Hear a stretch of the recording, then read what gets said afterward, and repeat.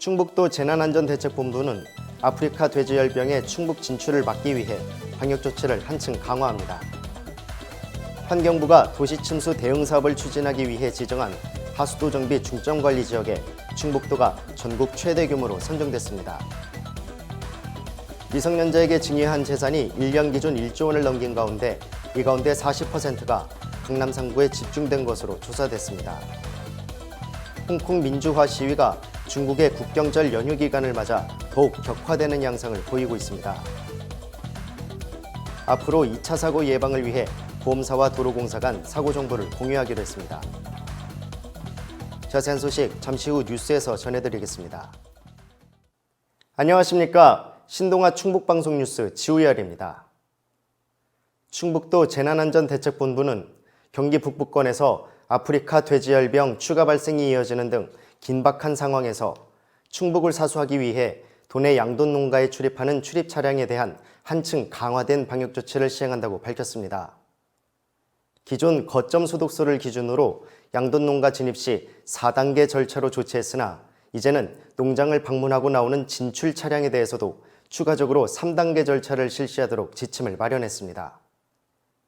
이 같은 조치로 농가 진입 차량 중심의 방역에서 진출 차량까지 방역 범위를 확대해 농가에 대한 이중 차단을 실시합니다.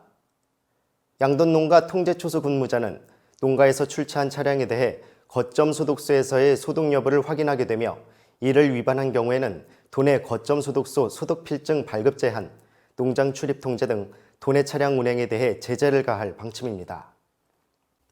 충청북도 수질관리과는 환경부가 도시침수 대응 사업을 추진하기 위해 전국 지자체를 대상으로 신청받은 2019년도 하수도 정비 중점관리 지역에 전국에서 가장 많은 4개 지구가 최종 지정돼 국비 978억 원을 지원받게 됐다고 밝혔습니다.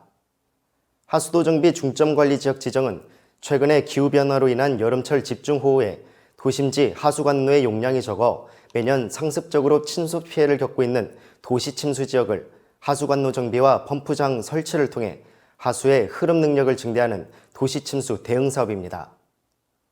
특히 충북도는 올해 연초부터 도시침수가 빈번히 발생하는 지역을 하수도 정비 중점관리 지역으로 신청하기 위해 시군과 긴밀한 협조체계를 구축해 사전 용역을 실시했습니다.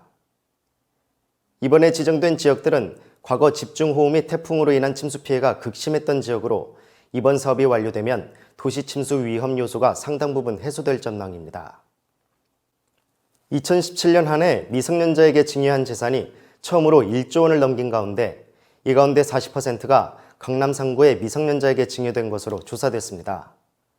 국회 기획재정위원회 소속 더불어민주당 심기준 의원이 구세청 자료를 분석한 결과 2017년 미성년자에게 증여된 재산은 모두 1조 279억 원이었으며 이 가운데 강남 3구가 4,116억 원으로 약 40%를 차지한 것으로 드러났습니다. 최근 3년 동안 강남 3구의 증여 건수는 2015년 1,400여 건에서 2017년 2,300여 건으로 1.6배 늘었고 증여 재산액은 2015년 2,206억 원에서 2배 가까이 늘었습니다.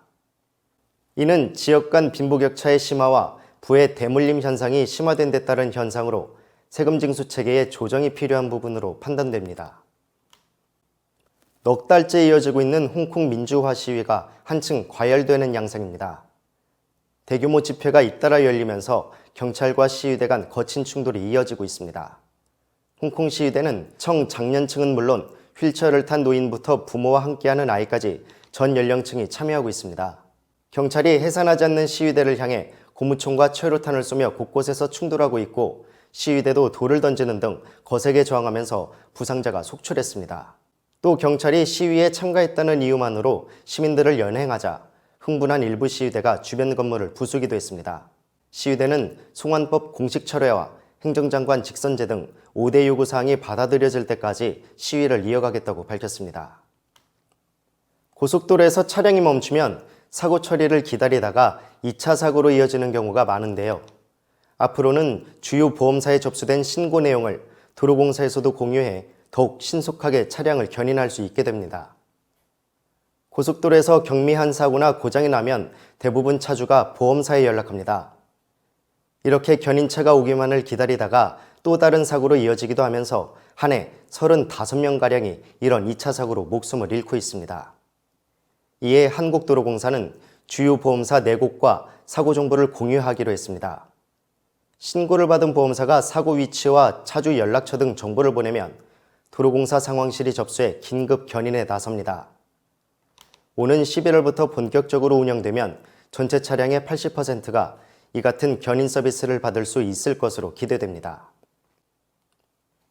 이상으로 뉴스를 마치겠습니다. 시청해주신 여러분 고맙습니다.